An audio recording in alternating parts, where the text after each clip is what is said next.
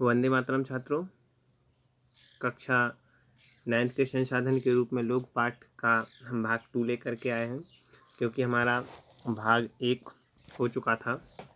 उसमें कुछ महत्वपूर्ण प्रश्नोत्तर थे और पाठ भी हो गया था। अब हम उसी पाठ को लेकर के उससे कुछ और भी संबंधित क्वेश्चन आंसर लेकर के आए हैं, जो आपको सही से पढ़ना है, ठीक है। और हमारे चैनल पर पहली बार आए हैं तो इसको लाइक एवं सब्सक्राइब कर दीजिए, शेयर करना ना भूलें, ठीक है। और दूसरे भी जो पहचान वाले छात्र हैं उनके लिए शेयर ज़रूर कर दें, ताकि इसका लाभ वो भी प्राप्त कर सकें। तो अब आगे हम देरी ना करते हुए चलते हैं प्रश्न पर। सर्व शिक्षा अभियान क्या है? सर्व शिक्षा अभियान, सर्व का मतलब तो जानते हो सभी के लिए, सर्व मतलब सभी के लिए, शिक्षा अभियान चलाया गया है, ठीक है। तो इसका आंसर देखेंगे, इसका आंसर है जो यह एक शिक्षा अभियान है, ठीक है। जो ये अभियान चलाया गया था ये शिक्षा अभियान था, जिसमें उद्देश्य है, ठीक है। इसका उद्देश्य क्या था? इसका उद्देश्य था 2010 तक 6 से जो 14 वर्ष की आयु के बच्चे थे उन सभी बच्चों के लिए, ठीक है, स्कूल को प्राथमिक शिक्षा आवश्यक प्रदान की जाए। मतलब कि इसका उद्देश्य था कि 2010 तक 6 से 14 वर्ष की आयु जितने भी पूर्ण कर चुके बच्चे, ठीक है, या 6 से 14 वर्ष तक की आयु वाले हैं, पूर्ण वाले नहीं, 6 से 14 वर्ष की आयु तक के बच्चे हैं, उन बच्चों के लिए स्कूल तक पहुंचाना, यानी प्राथमिक शिक्षा प्रदान कराना। फिर इसके बाद इसी से एक क्वेश्चन आया है, शिशु मृत्यु दर को कैसे घटाया जा सकता है? मतलब छोटे छोटे जो बच्चे हैं, शिशु हैं, ठीक, इन शिशु बच्चों के जो मृत्यु दर ज़्यादा है, मृत्यु अधिक होती है, इस मृत्यु दर को कम कैसे किया जा सकता है, कैसे घटाया जाए? अब आप लोग ही सोचिए, शिशु को अगर रक्षा ना की जाए, साफ सफाई ना की जाए, ठीक है, तो विभिन्न प्रकार की बीमारी हो जाती हैं, और उनको अच्छा भोजन प्राप्त ना कराया जाए, ठीक है, तो कुपोषित होकर के उनकी मृत्यु हो सकती है। तो इन्हीं बातों को हमें ध्यान देना है, इनमें हम सुधार लाएंगे तो उनकी मृत्यु दर कम हो सकती है, ठीक है। तो अब हम इसको पढ़ेंगे आंसर को। तो उत्तर है, शिशु मृत्यु दर को घटाने के निम्नलिखित कारण हैं। तो पहला है, शिशुओं को संक्रमण से, ठीक है, रक्षा की जाती है। अगर संक्रमण से रक्षा करें, संक्रमण होता है जो फैलता है रोग, उसको अगर हम बचाएं उससे, ठीक है, उनकी सफाई रखें, ठीक है, तो हम उनको बचा सकते हैं। बच्चे के लिए अच्छे भोजन और पोषण की व्यवस्था की जानी चाहिए, ठीक है, बच्चे ताकि कुपोषित ना हो सकें, उन्हें अच्छा भोजन और पोषण युक्त भोजन मिलना चाहिए तो वो स्वस्थ रहें। तीसरा है, माताओं को शिशु पालन में प्रशिक्षित करना चाहिए, यानी जो माताएं होती हैं उन माताओं को, ठीक है, शिशुओं से संबंधित शिक्षा देनी चाहिए, ठीक है, दी जानी चाहिए। आशाएं बढ़ाने के कारण या किसी भी स्वास्थ्य विभाग से उन माताओं को सबसे पहले शिशु के लालन पालन की शिक्षा दी जानी चाहिए कि शिशु को किस प्रकार से स्वस्थ रखा जा सकता है। अगर माताएं ध्यान देगी तो बच्चा स्वस्थ रहेगा। तो अब एक और है क्वेश्चन, बेरोजगारी से आप क्या समझते हैं? ठीक है छात्रों, बेरोजगारी, क्योंकि आजकल बेरोजगारी बढ़ती जा रही है, तो बेरोजगारी से आप क्या समझते हैं? तो बेरोजगारी पर ध्यान देंगे, ठीक है। पहले बात, बेरोजगारी को हम अपने मतलब से समझें कि कुछ व्यक्ति ऐसे होते हैं, आजकल देखेंगे हम, शिक्षा प्राप्त करने वाले भी बच्चे क्या हैं कि रोजगार प्राप्त नहीं कर पा रहे हैं, वो इधर उधर भटक रहे हैं। तो इसका मुख्य कारण तो हम मानते हैं कि हमारे यहाँ की जो शिक्षा पद्धति है वो ठीक नहीं है, वो उचित नहीं है, ठीक है। हमारे यहाँ की जो शिक्षा पद्धति है वो वैज्ञानिक इलेक्ट्रॉनिक सिस्टम से होनी चाहिए, ताकि वो रोजगार प्राप्त कर सकें। हमारे यहाँ पर किसी भी मुख्य प्रशिक्षित नहीं दिया जाता है, शिक्षा दी जाती है बस। तो शिक्षित बेरोजगारी भी बहुत अधिक फैली हुई है। तो जो ये बेरोजगारी है, इसे क्या है ये बेरोजगारी, इसे कैसे समझेंगे? ठीक है, तो बेरोजगारी समझने के लिए देखिएगा, कुछ व्यक्ति ऐसे होते हैं जो काम के इच्छुक होते हैं। क्या होता है? कुछ व्यक्ति ऐसे होते हैं कि काम के इच्छुक होते हैं, यानी काम करने के इच्छुक होते हैं, लेकिन उन्हें काम नहीं मिलता है। तो इस प्रकार की प्रक्रिया को कहा जाएगा बेरोजगारी। यानी कुछ व्यक्ति काम के इच्छुक तो हैं, लेकिन उन्हें काम नहीं मिलता है, तो इसी को कहते हैं बेरोजगारी। कुछ व्यक्ति ऐसे होते हैं जो काम नहीं करते हैं, अपनी इच्छा से नहीं करते हैं, उन्हें काम की ज़रूरत ही नहीं है, तो वो बेरोजगारी नहीं कहलाएगी। तो हम इसमें आंसर देखेंगे, बेरोजगारी उस समय विद्यमान कही जाती है जब प्रचलित मजदूरी की दर पर काम करने के इच्छुक लोग रोजगार नहीं पा सकते। यानी जो इच्छुक होते हैं वो रोजगार नहीं प्राप्त कर सकते हैं, ठीक है, उन्हें रोजगार नहीं मिलता है, इसी को कहते हैं हम बेरोजगारी।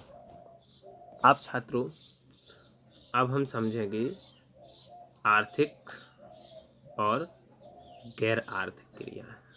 ठीक है छात्रों, क्या समझेंगे? आर्थिक और गैर आर्थिक क्रिया। तो आर्थिक क्रियाओं को समझेंगे तो आर्थिक मतलब कुछ काम धंधे क्रियाएं ऐसी होती हैं जिनसे व्यक्ति को पैसा प्राप्त होता है, जो पैसे के उद्देश्य से की जाती हैं। ठीक है छात्रों, कुछ ऐसी होती हैं जो पैसे के उद्देश्य से की जाती हैं, तो वो कहलाती हैं आर्थिक क्रियाएं।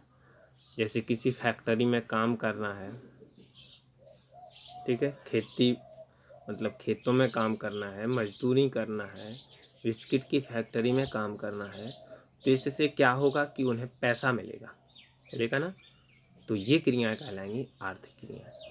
अब हम आते हैं डायरेक्ट गैर आर्थिक क्रियाओं पर। तो छात्रों, हम समझेंगे गैर आर्थिक क्रिया। कुछ काम धंधे ऐसे होते हैं कि उन काम धंधों को करने में पैसा प्राप्त नहीं होता है, अपनी आवश्यकताओं की पूर्ति करनी होती है। जैसे माँ के द्वारा बच्चों को खिलाना, माँ के द्वारा मतलब महिलाओं के द्वारा रोटी, घर की रसोई में रोटी बनाना, तो इससे क्या होता है, उनके लिए कोई मजदूरी प्राप्त नहीं होती है। तो ऐसी क्रियाएं आती हैं गैर आर्थिक क्रिया में, और आर्थिक क्रियाएं तो जिसमें मजदूरी पैसा प्राप्त होता है वो कहलाती हैं। ठीक है छात्रों, तो अब हम आगे चलते हैं डायरेक्ट आंसर पर। धन या आय कमाने के उद्देश्य से दिया गया है, धन या आय कमाने के उद्देश्य से की गई क्रियाएं। इसके विपरीत अन्य उद्देश्य जैसे प्यार, सहानुभूति, कर्तव्य, देश प्रेम के लिए की जाने वाली क्रियाएं गैर आर्थिक क्रिया कहलाती हैं। ठीक है, धन कमाने के उद्देश्य से जो क्रियाएं की जाती हैं वो कहलाती हैं कौन सी? आर्थिक क्रियाएं। और जो प्यार, सहानुभूति, कर्तव्य, देश प्रेम के लिए की जाने वाली क्रियाएं होती हैं वो कहलाती हैं गैर आर्थिक क्रियाएं। ठीक छात्रों, आर्थिक क्रियाएं गैर आर्थिक क्रियाओं को समझे। अब हम सीधे आगे चलते हैं, संसाधन के रूप में लोग से आप क्या समझते हैं। ये क्वेश्चन हम एक बार पढ़ चुके हैं, फिर दोबारा भी हम पढ़ते हैं इसको, ठीक है, 2 बार पढ़ेंगे। तो प्रश्न है, संसाधन के रूप में लोग से अभिप्राय देश के कार्यशील लोग हैं। ठीक है, संसाधन के रूप में वही लोग माने जाते हैं जो कार्यशील होते हैं, कार्यरत होते हैं, कार्य करते हैं, जो अपनी कार्य क्षमता को बढ़ाते हैं। ठीक है, निकम्मे लोग नहीं, वो संसाधन नहीं माने जाते हैं। संसाधन तो वही हैं जो कार्यशील हैं, अपनी योग्यता को बढ़ा रहे हैं, जिनमें निपुणता और योग्यता है। संसाधन के रूप में लोग सकल राष्ट्रीय उत्पादन के योगदान देते हैं। ठीक है, मैं योगदान देते हैं। और संसाधन के रूप में लोग एक बड़ी जनसंख्या का सकारात्मक पक्ष है। क्या है? बड़ी संख्या का एक सकारात्मक पक्ष है, उनकी संख्या में इनकी होती है, वो काम करते हैं जिनका प्रायः अवहेलना की जाती है। ठीक है, तो संसाधन के रूप में लोग हम वही मानेंगे। संसाधन के रूप में लोगों से उन लोगों से अभिप्राय है जो आर्थिक क्रियाओं में कार्यशील रहते हैं, जो अपनी योग्यता में वृद्धि करते हैं, उन्हीं को संसाधन का के रूप में माना जाता है। अब छात्रों, हम देखेंगे शिक्षित बेरोजगारी भारत के लिए एक विशेष समस्या है कैसे। मतलब हमारे भारत में जो है वो शिक्षित बेरोजगारी अधिक है, तो वो किन कारणों से है। ठीक है, तो हम इनको समझेंगे क्यों है। तो अब देखते हैं, हम आंसर को देखेंगे।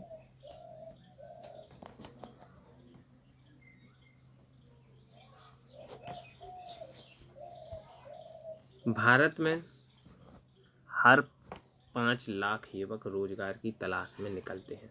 हम देखते हैं हमारे भारत में बहुत से लोग रोजगार की तलाश में निकलते हैं, जबकि भारत में रोजगार के अवसर निम्न है, बहुत ही कम है रोजगार के अवसर, और ज़्यादा से ज़्यादा लोग रोजगार के लिए निकलते हैं, जिससे प्रतिवर्ष लाखों शिक्षित बेरोजगारों की संख्या में निरंतर वृद्धि होती चली जा रही है। ये तो पता है, देखते हैं बहुत से बेरोजगार होते जा रहे हैं। अतः शिक्षित बेरोजगार की संख्या में बेहताशा वृद्धि एक समस्या है। इसका कारण तो मैंने बता दिया है। हाँ, तो ये इसमें देखेंगे 5 लाख युवक रोज हर साल, ठीक है, रोजगार की तलाश में घूमते हैं। हमारे भारत में इस रोजगार की एक समस्या है, ठीक है। प्रतिवर्ष शिक्षित रोजगारों की संख्या में निरंतर वृद्धि होती जा रही है। और क्यों? हमारे यहाँ की जो शिक्षा पद्धति है वो उचित नहीं है। शिक्षा पद्धति ठीक होती तो वो किसी भी प्रकार के व्यवसाय कर सकते थे।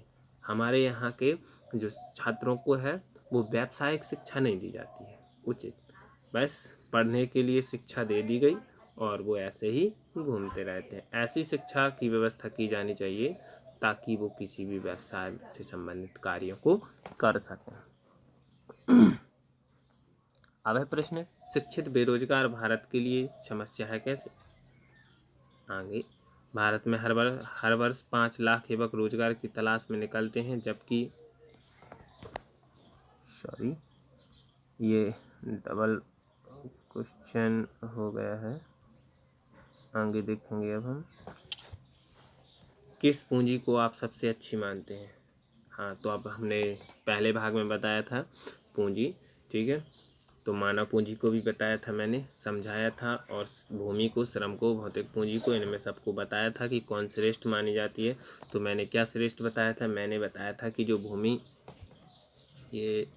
है ये गलत लिखा हुआ है। मैंने बताया हुआ था आप सभी को कि जो मानव पूंजी है वो इन भूमि, श्रम, भौतिक पूंजियों से क्यों श्रेष्ठ है। मैंने बताया था क्योंकि जो भूमि, श्रम है और भौतिक पूंजी है, ये पूंजी है क्रियाशील नहीं होते, स्वयं क्रियाशील नहीं रहते। इनको क्रियाशील करने के लिए मानव पूंजी की आवश्यकता पड़ती है, और मानव पूंजी है जो स्वयं क्रियाशील रहती है, ठीक है। और श्रम है, भूमि है, पूंजी है, ये सब के सब संसाधन है, जो ये साधन है, निष्क्रिय रहते हैं। किसके बिना? मानव पूंजी के बिना। तो हम इसीलिए मानते हैं सबसे श्रेष्ठ मानव पूंजी को, क्योंकि यह सभी जो कार्य सक्रिय होते हैं वो किसके कारण होते हैं? ये सभी संसाधन मानव पूंजी के कारण होते हैं। तो अब हम सीधे इसके आंसर पर चलते हैं। उत्तर, मानव पूंजी सबसे अच्छी पूंजी है, क्योंकि यह पूंजी लोगों की भौतिक क्षमता, निपुणता, ज्ञान आदि जो उसे और अधिक उत्पादन में सहायता करते हैं, ठीक है। मानव पूंजी क्या होती है? क्षमता बढ़ाती है, निपुण करती है, ज्ञान में वृद्धि करती है, और इससे उनके उत्पादन की शक्ति और अधिक बढ़ती है। यह पूंजी श्रम, भूमि, भौतिक पूंजी से भी श्रेष्ठ है। इस पूंजी के बिना अन्य पूंजियां व्यर्थ हैं, यानी कोई पूंजी कार्य ही नहीं कर सकती है अगर मानव पूंजी नहीं है तो, ठीक है, इसलिए उसी को श्रेष्ठ माना गया। अब छात्रों हम समझेंगे प्रच्छन्न और मौसमी बेरोजगारी में क्या अंतर है। प्रच्छन्न और मौसमी, ठीक है। तो हम प्रच्छन्न को समझेंगे, एक हम उदाहरण देते हैं, उसी के अनुसार समझेंगे छात्रों। पहले तो हम वैसा बता रहे हैं प्रच्छन्न बेरोजगारी मतलब कि कुछ कार्य ऐसे होते हैं कि 2 व्यक्तियों के करने के लिए होते हैं। कितने व्यक्तियों के? 2। उस कार्य में 2 व्यक्तियों की पूर्ति हो गई, और उस कार्य में कर रहे हैं 4 व्यक्ति, ठीक है। कितने कर रहे हैं? 4। तो करना था 2 व्यक्तियों के लिए काम है, 2 व्यक्ति उसको कर सकते थे, उनको अच्छा रोजगार प्राप्त 2 से हो सकता था, लेकिन उसमें कार्य कितने कर रहे हैं छात्रों? 4 कर रहे हैं। अब 2 लोगों का जो काम है, जो मेहनत है, वो क्या जाएगी? व्यर्थ जाएगी, ठीक है। तो रोजगार तो मिल रहा है 4 को, लेकिन कम मिल रहा है। 2 करने योग्य थे, 4 को मिल रहा है। तो इसी प्रकार की, ठीक है, बेरोजगारी को कहते हैं प्रच्छन्न बेरोजगारी। रोजगार तो मिल रहा है लेकिन कैसा? कम मिल रहा है। 2 का वहाँ काम था, 4 लगे हुए हैं, ठीक है। तो यही कहलाएंगे। जैसे मान लीजिएगा किसी व्यक्ति के पास 2 एकड़ ज़मीन है, 2 एकड़ ज़मीन 3 व्यक्तियों के लिए खेती करने के लिए सही है, और उन्हें उचित रोजगार 3 व्यक्तियों को मिल सकता है, लेकिन उनके सदस्य हैं जो, वो हैं 8, उस खेती में 8 लगे हुए हैं। तो क्या है? रोजगार उसमें जो मिल रहा है वो तो उतना ही है, 3 व्यक्तियों के लिए ही मिल रहा है, लेकिन लगे 8 हैं, तो ये 8 व्यक्तियों में बँट जाएगा, तो ये कहलाएगा प्रच्छन्न बेरोजगारी। अगर हाँ, इस प्रच्छन्न बेरोजगारी को दूर करना है, समाप्त करना है, तो इसका एक कारण है। उसका कारण क्या है? इसका कारण है कि जो 3 व्यक्ति हैं वो उस खेती पर कार्य करके बाकी के बचे हुए 5 व्यक्ति और कोई काम ढूंढ करके उस पर कार्य करें, तो इस प्रच्छन्न बेरोजगारी को समाप्त किया जा सकता है। अब हम सीधे आते हैं मौसमी बेरोजगारी पर।